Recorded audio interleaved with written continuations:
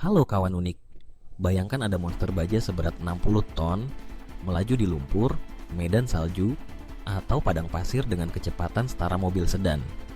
Bukan cuma bergerak, tapi monster ini bisa menghancurkan target sejauh 4 km dengan akurasi menakutkan. Yap, inilah tank tempur tercanggih di dunia. Siapa sangka, kendaraan tempur yang awalnya lahir di Perang Dunia I ini terus berevolusi jadi raja darat yang ditakuti semua pasukan. Sebelum kita kulik ke dalam, pastikan kawan unik sudah subscribe channel Fakta Unik kita, nyalakan loncengnya, dan share ke temanmu pecinta dunia militer. Bagian 1, awal mula monster baja. Tank lahir karena parit. Di Perang Dunia I, tentara mandek di front parit, peluru berterbangan, granat dilemparkan bolak-balik, butuh kendaraan yang bisa menembus kawat berduri dan medan becek, maka Inggris menciptakan Mark I, tank pertama dengan rantai besi. Saat itu, tank masih lambat dan gampang mogok. Tapi sejak saat itu, tank berevolusi jadi senjata wajib. Di Perang Dunia II, Hitler punya Panzer IV, Sherman milik Amerika, T-34 milik Uni Soviet. Tank jadi tulang punggung pasukan. Bagian 2, evolusi tank di era modern. Tank sekarang beda kelas.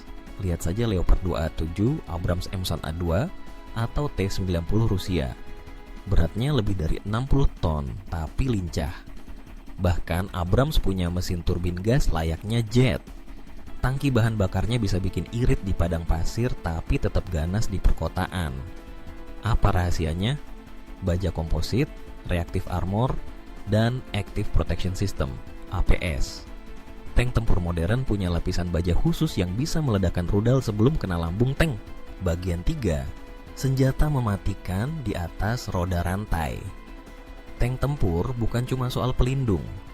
Meriam utamanya kaliber 120-125 mm bisa menembus armor tank lawan. Selain itu, ada senapan mesin koaksial, granat asap, bahkan drone mini untuk intai medan. Abrams M1A2 misalnya, punya sistem fire control cerdas. Target bisa bergerak, tapi komputer balistiknya menghitung arah angin, suhu laras, dan gerakan musuh. Hasilnya, satu peluru tepat di sasaran.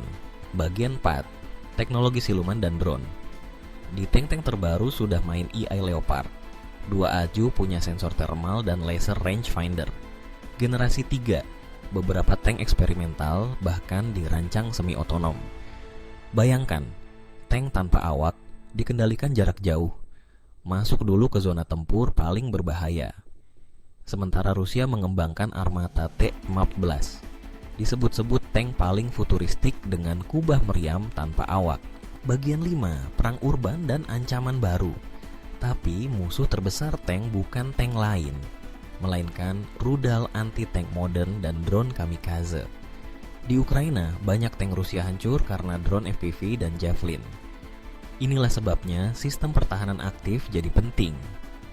Trofi Alps Israel terbukti di medan perang.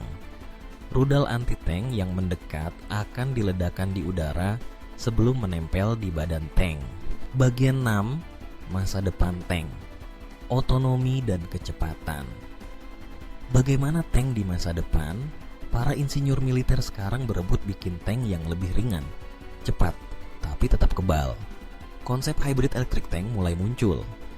Ada juga desain exoskeleton bagi awak tank supaya mereka tetap fit di dalam ruangan sempit selama berjam-jam. Kawan unik, tank mana menurut kalian paling gila teknologinya? Tulis di kolom komentar ya. Jangan lupa share ke grup pecinta militer.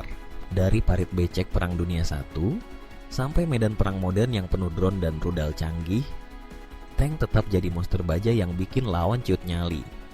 Evolusi tank membuktikan teknologi dan strategi selalu berpacu. Kalau suka fakta militer seperti ini, subscribe, like, share, dan aktifkan loncengnya.